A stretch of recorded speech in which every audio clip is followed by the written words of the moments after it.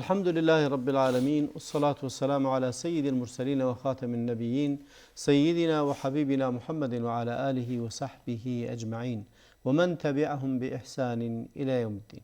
با سلام و درود خدمت شما بینندگان عزیز هر جا که هستید براتون اوقات بسیار خوبی رو آرزو میکنم.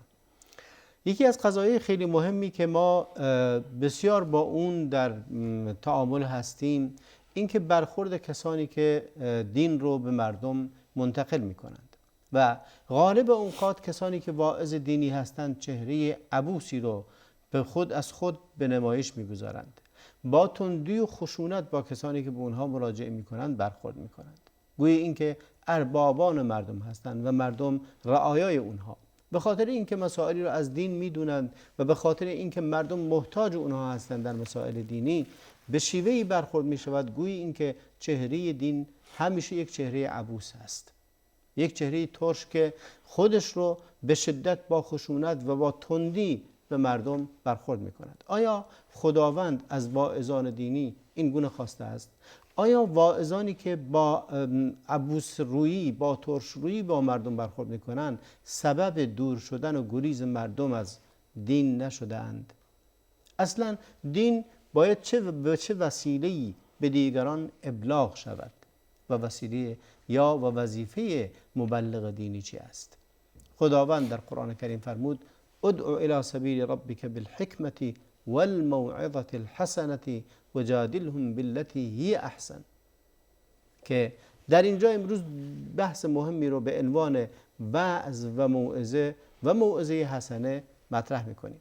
مهمان گرامی برنامه جناب دکتر عبدالعلیم احمدزایی هستند. سلام دارم خدمتتون جناب دکتر. و از اینکه قبول زحمت فرمودید بسیار متشکرم. با بینندگان سلام علیکی بفرمایید. بسم الله الرحمن الرحیم، الحمد لله و الصلاة و السلام علی رسول الله و علی آله و اصحابه اجمعین و بعد.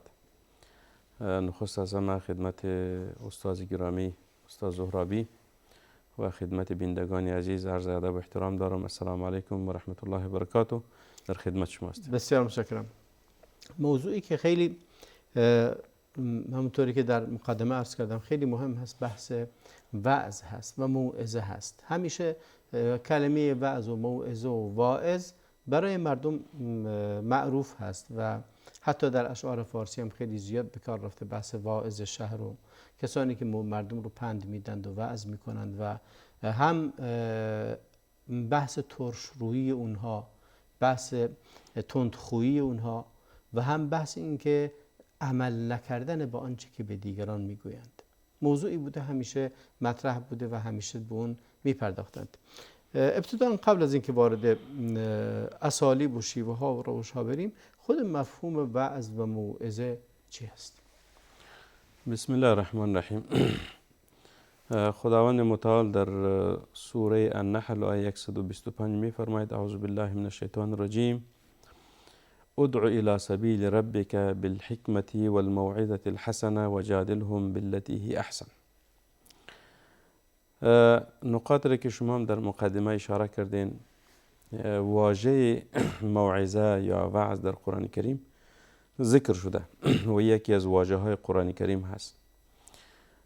مفهوم موعظه را در زبان فارسی به نام اندرز یا نصیحت کردن هست که دیگران را به سوی خوبی ها دعوت کردن و دیگران را از بدی ها باز داشتن یا منع کردن هست. این تقریبا مفهوم و معنای وعظ هست. یعنی ترغیب و تشویق به کارهای خوب و ترهیب و حذر داشتن از کارهای زشت. بله. اگر به یک نقطه ما متوجه شیم که رسالت آسمانی یا رسالت پیغمبران هم یک چیز بوده، موعظه بوده، وعظ و نصیحت بود. وقتی که ما میگیم پیامبران به این معنی است که اونها پیام خداوند را می آورند و برای بشر و انسان ها تقدیم میکنند. این معنی پیامبر هست، یعنی و یا پیغمبر هست و یا رسول یا نبی هست. پس همه پیامبران از آدم علیه السلام تا محمد صلی الله علیه وسلم وظیفه وعظ داشتن برای انسان ها، برای بشر. وقتی خداوند برشان وحی میکرد مسائل تشریعی می بود، مسائل اعتقادی می بود، مسائل ایمانیات می بود، تمام مسائل که از جانب خداوند برای پیامبران داده شده بود، پیغمبران او را برای امتشان و برای انسانها و بشر را چی میکردن؟ او را میرساندن. مثلا خداوند متعال در قرآن کریم برای پیامبر صلی الله علیه و آله میفرماید که یا ایها الرسول بلغ ما انزل الیک من ربک و ان لم تفعل فما بلغت رسالته. ای پیغمبر، ای رسول، تو تبلیغ کو، برای مردم برسان آن چیزهایی را که خداوند برای تو داده هست. ما انزل الیک، بالای تو نازل شده است. این وظیفه توست، تبلیغ دین خداوند، رساندن رسالت الهی برای انسان ها، این وظیفه پیغمبر هست. ای که این رسالت چی مفهومی دارد، او یک موضوع جداگانه است که خداوند متعال تشریع خود را به شکل کامل، که مسائل تشریع مسائل مختلف را در بر میگیرد. مثلا اگر ما قرآن کریم مطالعه کنیم، قرآن کریم یک کتاب کامل و شامل هست. تمام مسائل در قرآن کریم هست که آغازش از مسائل عقیده گرفته، از مسائل عبادات، از مسائل اخلاقیات، از مسائل معاملات، از مسائل تاریخ امتهای گذشته، از مسائل جهان، از مسائل روز قیامت، مسائل جنت و دوزخ. این همه مسائل است که در قرآن کریم ذکر شده و امتهای گذشته را پیغمبران این مسائل برشان بیان میکردن. و یک چیز قابل یادآوری است که ما در رابطه به موعظه حسنه صحبت میکنیم. در قرآن کریم موضوع وعظ به واژه های مختلف ذکر شده است. مثلا واژه موعظه حسنه این ذکر شده است. موعظه یعنی همون مفهومی داره که پیام الهی را برای دیگران رساندن، دین خداوند را برای دیگران رساندن، این موعظه شد. حسنه صفت موعظه است که به شکل خوب، به شکل درست، به شکل احسن باید این را برای دیگران شما اشاره می‌فرمایید به اینکه معنی وعظ و موعظه با معنی تبلیغ یکی است. بله، یا متفاوت است این دوتا؟ این تقریبا، ولی چون احتمال زیاد اولا دو تا واژه هستن، حتما با هم دیگه تفاوتایی دارند. تبلیغ با اینکه چیز کردن، موعظه کردن. آیا موعظه کردن اثاری جنبه عاطفی یا مخاطب قرار دادن عاطفه و احساس انسان نیست؟ چون در تبلیغ هیچ معنی نداره به اینکه بگی تبلیغ یعنی اینکه انسان مخاطبش و خطابش به روان و احساسات انسان باشه. میتونه مخاطبش عقل انسان باشه. ولی در بحث موعظه احتمالاً همونطوری که در احادیث هم هست، در آیات هم هست، به جنبه عاطفی قضیه نگاه میکنه، به اینکه تأثیر گذاشتن یا انگشت گذاشتن بر روی احساسات، بر روی عواطف، بر روی چیزهایی که دل انسان رو نرم کنه. بله. همونطوری که در حدیث، فکر کنم حدیث یکی از صحابه ارباط ابن ساریه بود که گفت که رسول الله علیه السلام وعظنا موعظة ذرفت منها العیون وجلت منها القلوب و ذرفت منها العیون. یعنی موعظه‌ای کرد که دلهای ما رو لرزاند و چشمهای ما رو گریاند. یعنی در واقع تأثیر بر روی عاطفه انسان، بر روی جنبه عاطفی انسان بوده. بله، یعنی در ما مفهوم عام مسائل موعظه و دعوت و دیگه واژه ها رو بیان کردیم. ای که فرق داره بدون شک. هر واژه در قرآن کریم یک مفهوم خاص داره، ولی به شکل عام واژه هایی که در قرآن کریم در رابطه به اندرز و دعوت ذکر شده واژه مختلفی است. مثلا همین موضوعی که ادعو الی سبیل ربک بالحکمت والموعظه الحسنه، ادعو دعوت. دعوت هم رسالت الهی است که پیغمبران او را بر دیگران میرسانند. این دعوت به چه شکل؟ به حکمت و به موعظه حسنه بر دیگران بیان بکن. چرا که دعوت یک مفهوم عام است و موعظه باز خاص میشه که مسائل خاص را در بر میگیرد. مثلا اگر احکام تشریعی باشد، این دعوت هست ولی موعظه نیست، احکام تشریعی. حدیث را که خودتان هم من خواستم این موضوع رو، یعنی جدا کردن این قضیه از هم دیگه، بحث تبلیغ و بحث دعوت و موعظه حسنه یک تفاوت جوهری با هم دیگه دارن، و اون اینکه در تبلیغ مخصوصا در اون آیه بلغ ما انزل الیک فان لم تفعل فما بلغت رسالته والله یعصمک من الناس، در اینجا نوعی درش جدیت در قضیه وجود داره، اصلا بحث عاطفی وجود نداره، بلکه امکان داره مخاطبینی که وجود دارن در اونجا میگه بهشون اهمیت نده، اصلا اونا اهمیت نده، دین رو تو تبلیغ بکن، بذار اونا هر چی میخوان بگن و اگر هم بخوان تو رو تهدید کنن خداوند تو رو حفظ میکنه.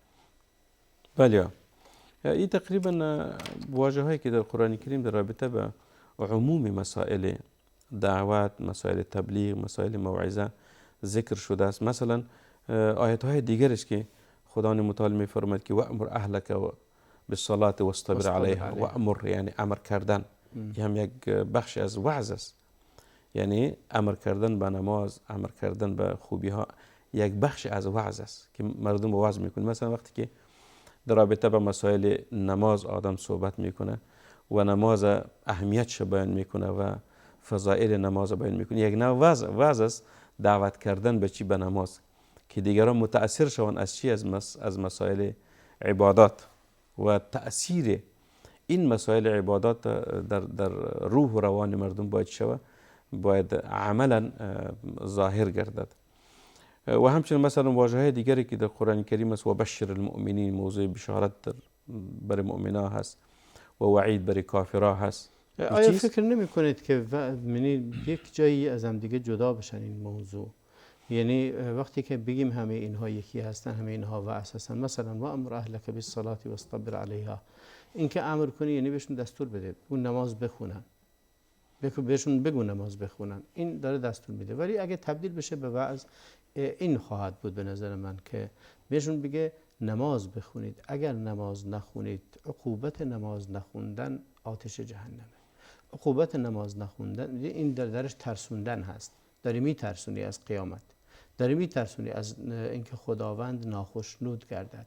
اگر نماز بخونی این درجات رو خواهی داشت. یعنی این بشارت هست. در وعظ بشارت و انذار و بشیر و نذیر بودن هست. ولی در امر امکان داره این نباشه، امکان داره اصلا شرح ندی که چرا نماز بخونی. در امر بهش میگی نماز بخون. چرا نماز نمیخونی؟ یعنی بچه‌هات بگو باید دیگه تو رسیدی این سن، از این به بعد باید نماز بخونی. بله. در تبلیغ اینه که کاری نداری به محتوای اون، بلکه این رو میرسونی، فقط میرسونی محتواش چی هست. آیا مخاطب تو عاطفه و احساسات اون فرد هست؟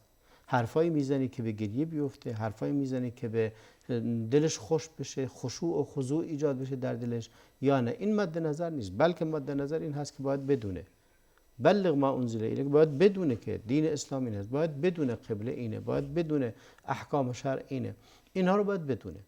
این تبلیغه، بهشون ابلاغ شده که دیگه ابلاغ شدن برای اتمام حجته. ابلاغ میشه تا حجت براشون تموم بشه، ولی موعظه کردن برای نرم کردن دلشونه. تنها برای این نیست اتمام حجت کنیم که دیگه روز قیامت نه بگن که ما نمیدونستیم. در تبلیغ برای اینه که روز قیامت لیکون علیهم شهیدن، تا روز قیامت پیامبران شاهد باشن بر مردم که بهشون رسیده این دین. ولی اینکه موعظه میاد در جنبه دیگه، تلاش میکنه واعظ که دیگران دل دیگران رو نرم کنه، قناعت به عقلشون بده و براشون فهم دین رو آسون کنه و یا تمایلاتشون رو در دلشون تحریک کنه که از عواقب بترسن، به آینده امیدوار باشن. بله. تقریبا موعظه اگر خلاص کنیم این موضوع موعظه را در دو چیز مختصر میشه: ترغیب و ترهیب.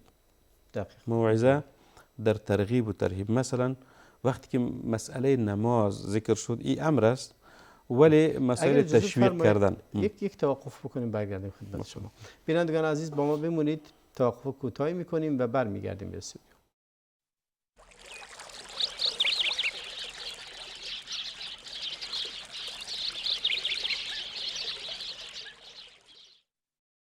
با سلامی دوباره خدمت شما بینندگان عزیز. در بخش اول صحبتمون به مفهوم موعظه پرداختیم که مفهوم موعظه چی هست. جناب دکتر بحث این که داشتیم در بحث تفاوت واژه‌هایی که در قرآن کریم اومده، واژه‌ای به اسم تبلیغ دین اومده، یکی دیگه به اسم دعوت اومده، به اسم موعظه اومده، به اسم امر اومده، امر بکن به اینها، و همه این واژه‌ها یا واژه‌های دیگری هم در قرآن کریم وجود داره که باز هم شاید همین مفهوم رو برسونه. بله تقریبا اگر خلاصه کنیم موضوع را به این نقطه میرسیم که هدف از موعظه حسنه یا موعظه همین ترغیب و ترهیب است که یک واعظ دین یا یک شخصی که مسئولیت تبلیغ دین داشته باشه اونها مخاطبین خود را چطور به یک موضوع معین تشویق و ترغیب بکنن. بله. تشویق و ترغیب مثلا یک نمونهش بگم که موضوع بیشتر واضح شود. در یک جای مسجد بنا می شود. بله. بنای مسجد به وعظ و تشویق مردم نیاز داره که در رابطه با فضایل مسجد، در رابطه با ضرورات مسجد، در رابطه با که اسلام چقدر اهمیت داده این موضوع را یک واعظ بلند می شود این مسائل به بسیار شکل درست جذاب برای مخاطبین عرض میکنه. و هدف از موعظه چی میشه؟ هدف از موعظه این میشه که واعظ بتواند جلب عواطف مخاطبین خود به دست بیاره. پس هدف از تحصیل قرار دادن عاطفه و احساسات مردم هست و کار کردن روی اموری که یعنی بسیار موضوع رو عاطفی میکنه. ترغیب و ترهیب هست.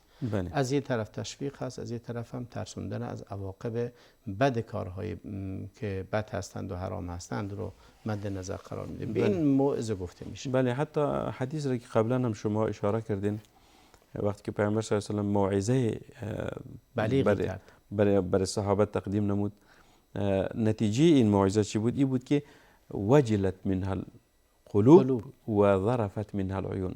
این تاثیر موعظه است که پیامبر صلی الله علیه و آله به شکل برای صحابه موضوع را بیان کردن که قلبها را دیگر بلرزان آورد و چشمها اشک آلود شد.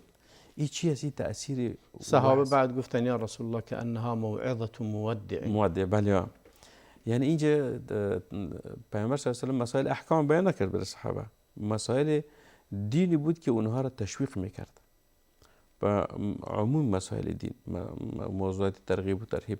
حتی وقتی که موضوع ترغیب و ترهیب ما میگیم و خداوند متعال در رابطه با صفات پیامبر صلی گفته که منذرا مبشرا و نذیرا. این چیز یعنی از صفات پیامبر صلی الله علیه و چیز بشارت دهنده، بشیر و نذیر بود. بشیر و نذیر یعنی مژده دهنده و ترساننده چیز، بیم دهنده.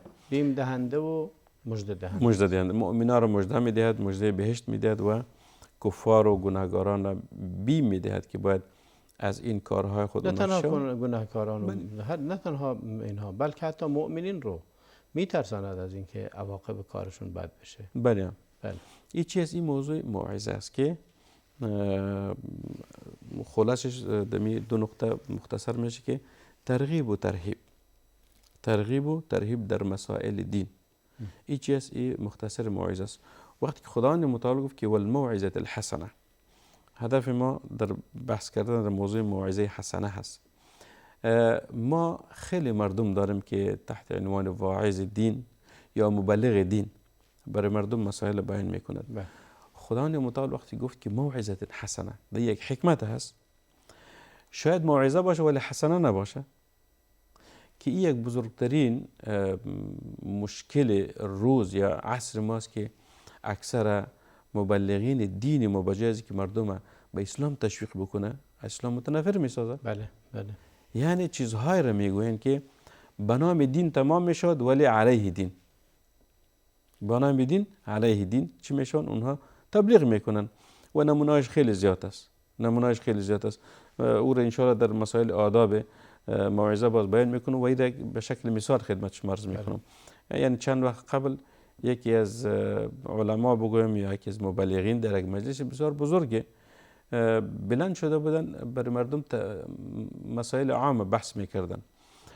یک حدیث را ذکر کردن که مکملا هر کس میدونه یک حدیث موضوعی بود، یک حدیث صحیح نبود، ساختگی بود. برای مردم میگوید که این مردم فلانی عالم کشته شده.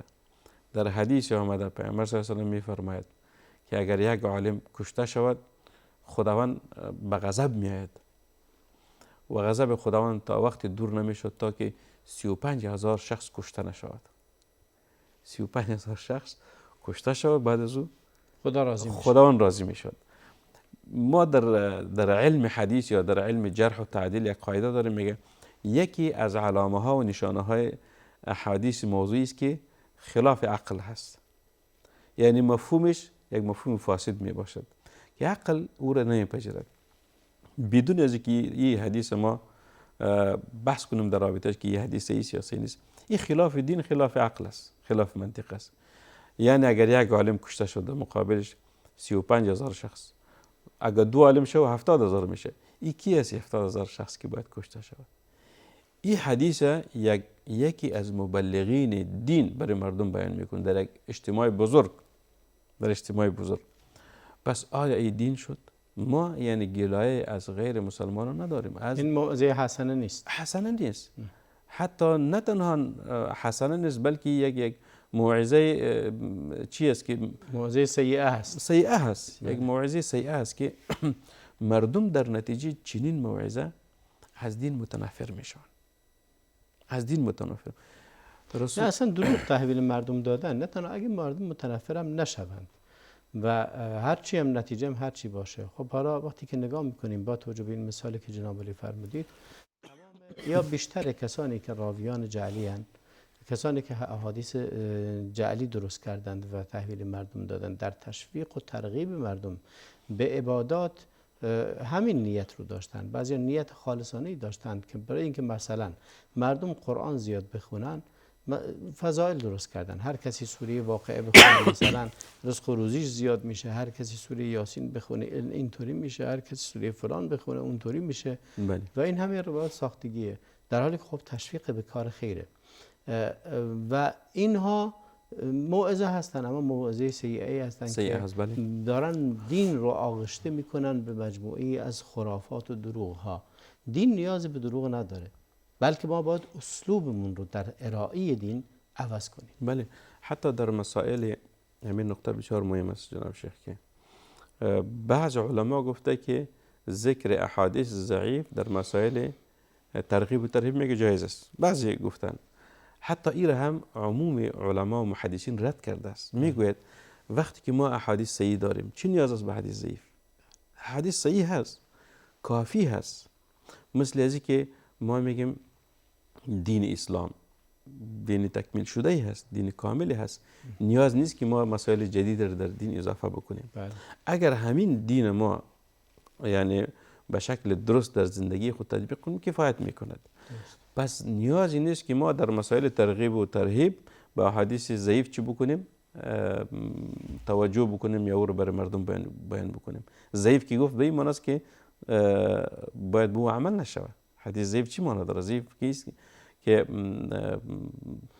در شریعت او ارزش ندارد. بله. آیا فکر نمی کنید یا بعد از شما از این آیه که فرمود ادعو الی سبیل ربک بالحکمة والموعظة الحسنة وجادلهم بالتي هی احسن، آیا در اینجا انحصار کردن دعوت در اینجا نیست؟ اگه مردم رو دعوت کن، مردم رو فراخوان، مردم رو به راه خدا با موعظه با حکمت، 1 2 موعظه حسنه، 3 مجادله بالتی هی احسن.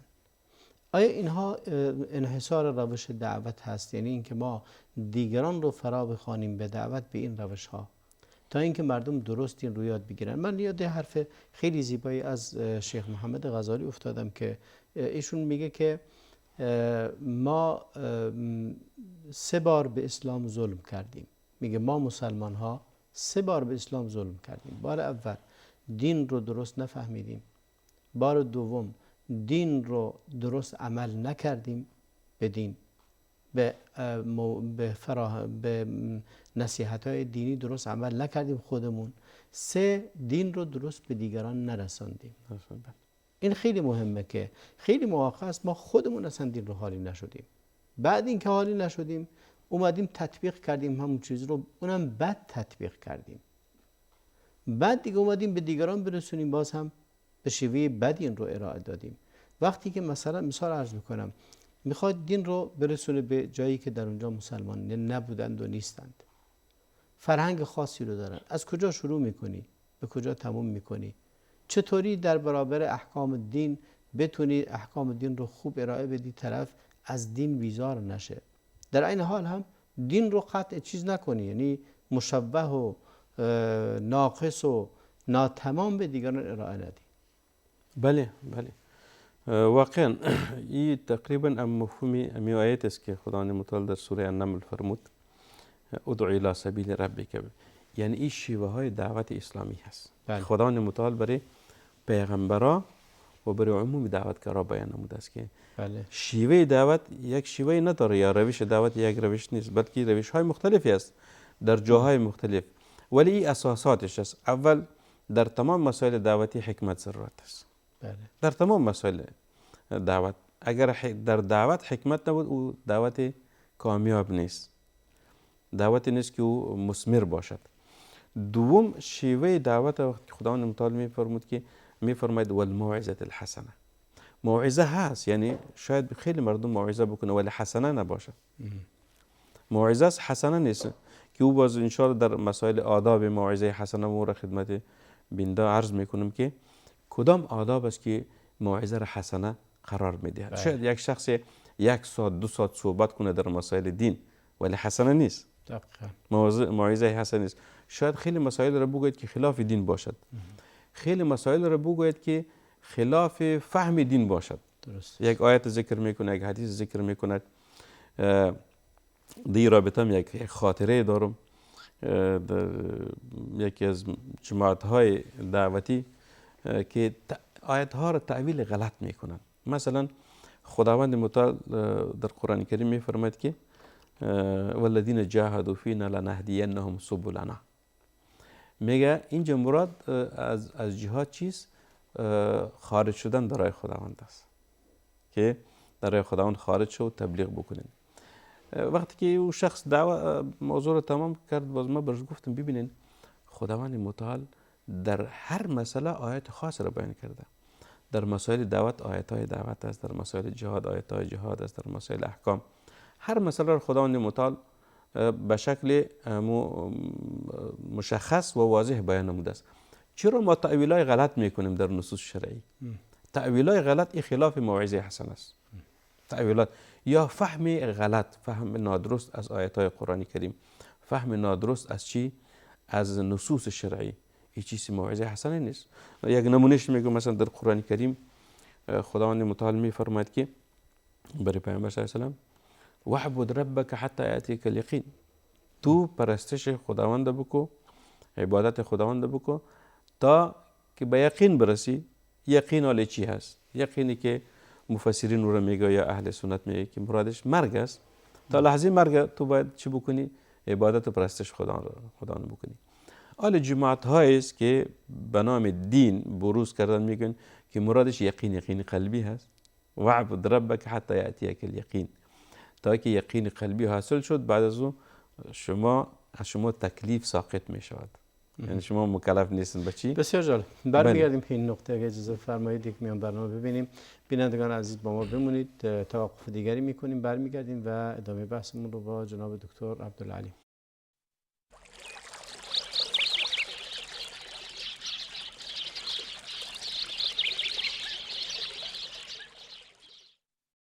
با سلامی دوباره خدمت شما بینندگان عزیز. در دو بخش از صحبت‌های امروزمون پرداختیم به مفهوم موعظه و مثال‌هایی در اون باب داده شد.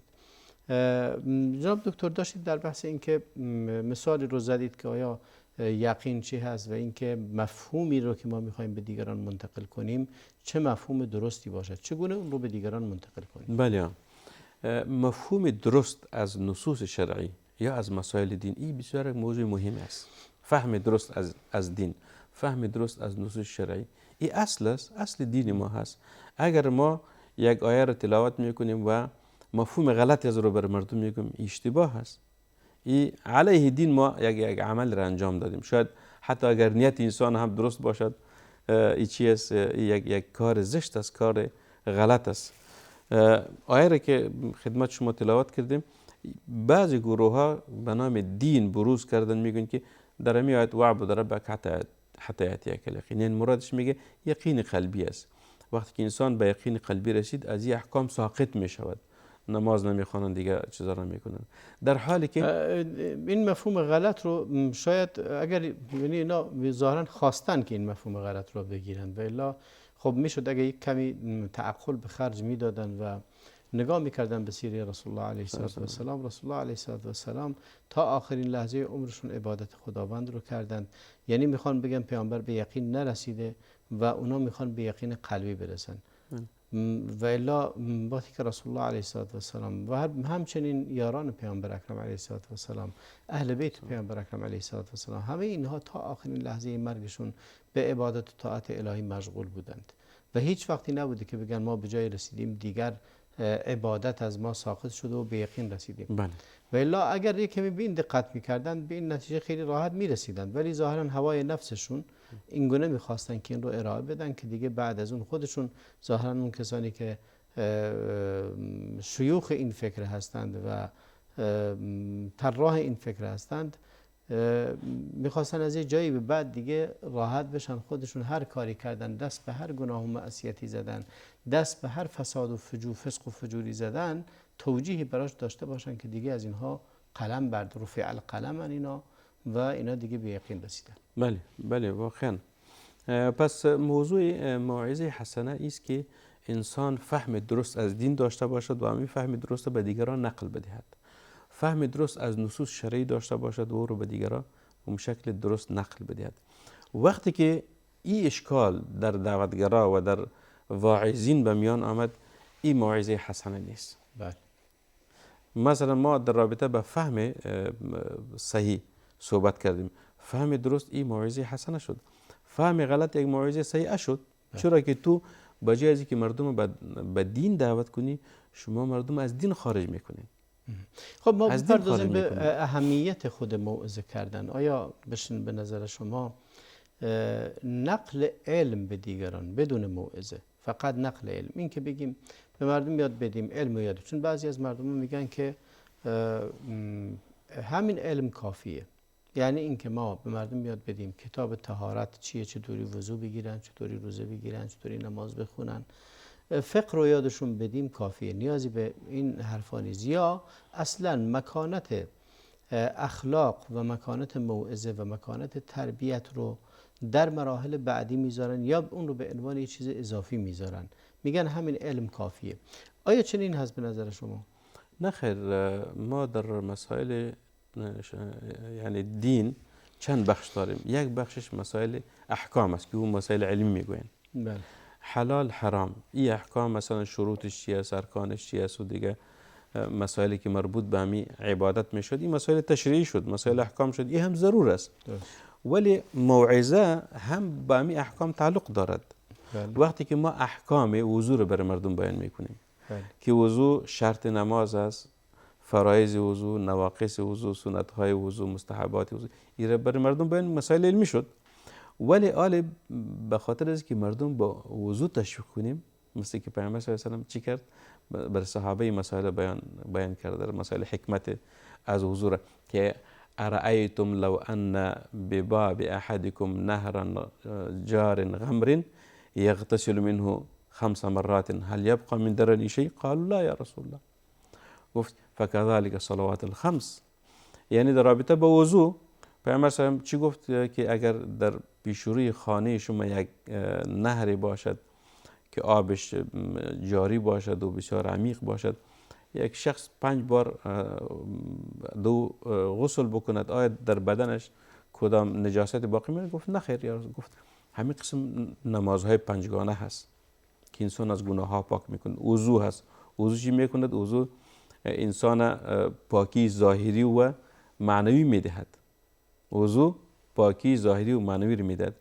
و حتی حدیث دیگری که در رابطه مثلا در فضائل وضو ذکر شده که در موضوع موعظه حسنه است، پیامبر صلی گفت که لوددت ان رأیت اخوانی، من دوست دارم که برادرای خود رو ببینم. صحابه گفت یا رسول الستنا اخوانک، ما برادرای شما نیستیم؟ گفتن انتم اصحابی، شما یارانم هستیم. اخوانی الذین لم یأتوا بعد آمنوا بی ولم یرونی، برادرایم کسی هستند که اونها تا حال نیامدن ولی ایمان دارن بالای مکی تو پیغمبر منو است. ندیدن و به من ایمان دارن. ایمان دارن. گفت کیف تعرف یا رسول الله؟ گفت روز قیامت وقت که میان غرا محجلین من اثر الوضوء، اونها غر محجلین. غر چی معنی؟ یعنی پیشانیشان نور می باشد، سفید هست و دست و پایشان سفید می باشد. پیشانیشون مثل اینایی نیست که مهر زدن اینجا سیاه کردن، بادمجون زدن و سیاهش کردن. بله بله، هدفش یعنی نور است که خداوند متعال در چهرهایشان نور پیدا میکنه، در دستایشان، چهرهایشان و پاهایشان. غر محجلین. محجلین یعنی یک صفت اسب هست، اسبی که مثلا سیاه باشد یا سرخ باشد، پیشانی سفید داشته باشد، دست و پایش سفید باشد، ایره غر محجل میگه. در روز قیامت خداوند متعال میگه مؤمنا را که در دنیا وضو کردن غر محجل می باشد، از چهرهشان نور بیرون می شود، از دست و پایشان من اثر الوضوء، در نتیجه وضو.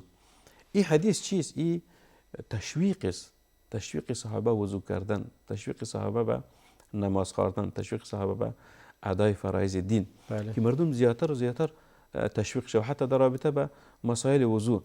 وقتی که پیامبر گفت که تا مثلا آرنج این فرض است، از او بالا سنت است، صحابه میگه کوشش میکردن که بالا هم چی بکنن، او رو بشوین تا نور در وجودشان بیشتر شود. پاها تا بجلا که پا مثلا فرض است، از او بالا با سنت است، صحابه کوشش میکردن که بیشتر چی بکنن، پاهای خود بشوین، شستشو بکنن. این یک نوع تشویق ترغیب است، این موعظه است که ما مردم به مسائل عبادات، مسائل مثلا احکام تشریعی عملا چطور اونها را تشویق بکنیم. این موعظه حسنه هست که موعظه حسنه ابعاد خیلی مختلفی داره. مثلا مسائل عبادات موعظه حسنه هست، مسائل اخلاقیات موعظه حسنه هست. در اجتماع ما میبینیم یک بیماری بزرگ، مثلا موضوع مردم به تعاملات ربوی یا سود مبتلا هستند.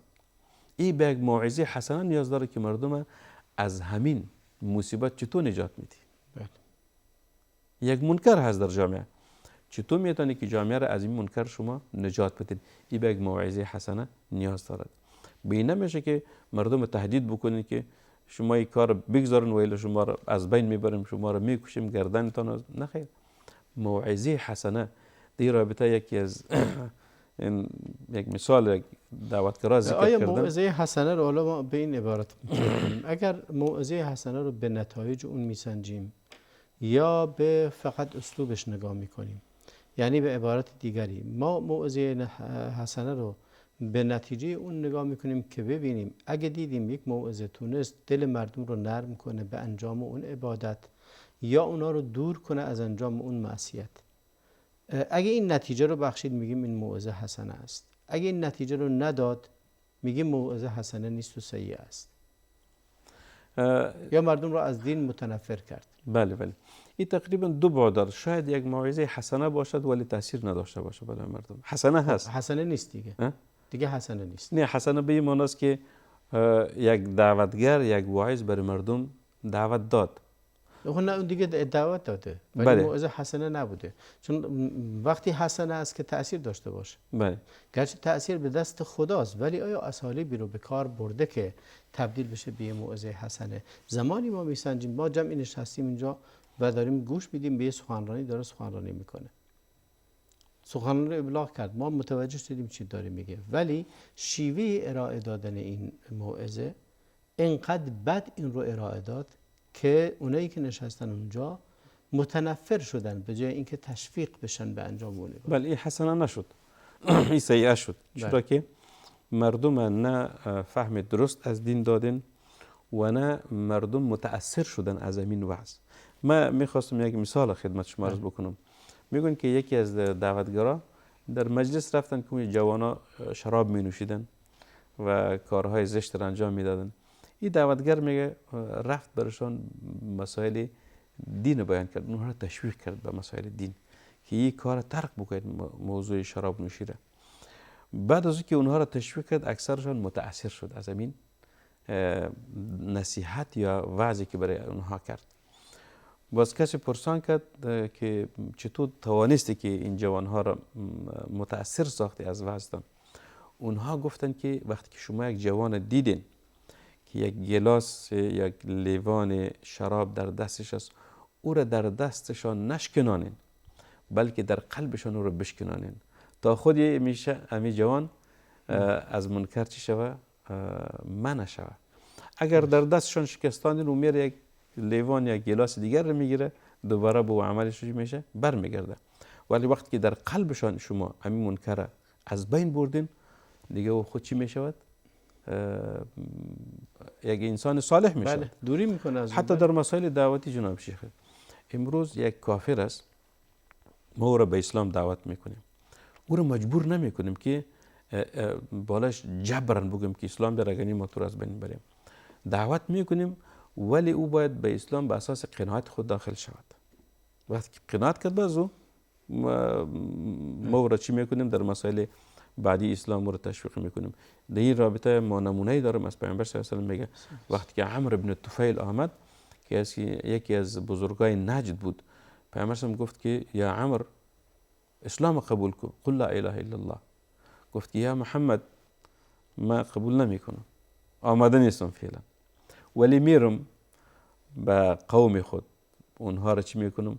اونها را دعوت میکنم که مناصرت شما را کنه، با شما همکاری بکنه و علیه شما کار را انجام ندهند. پیامبر صلی الله علیه و آله این شخص مجبور نکرد که ای عمرو اسلام بیار، اگر تو را از بین میبرم، سرت میبرم.